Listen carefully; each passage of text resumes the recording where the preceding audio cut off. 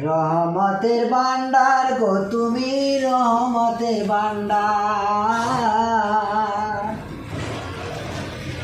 আমি টাকা দিয়া রসুন কিনছি কি করিব আর, আমি টাকা দিয়া রসুন কিনছি কি করিব আর। পচলে রসুন বাইরাইতাছে বাহারের বাহার। এত সুন্দর রসুন কিনছি বুঝতাই বুঝতাই পালাই থুইছি। আমি 3 দিন পরে আয়া দেই রসুনের কারবার। আমি 3 দিন পরে আয়া দেই রসুনের কারবার।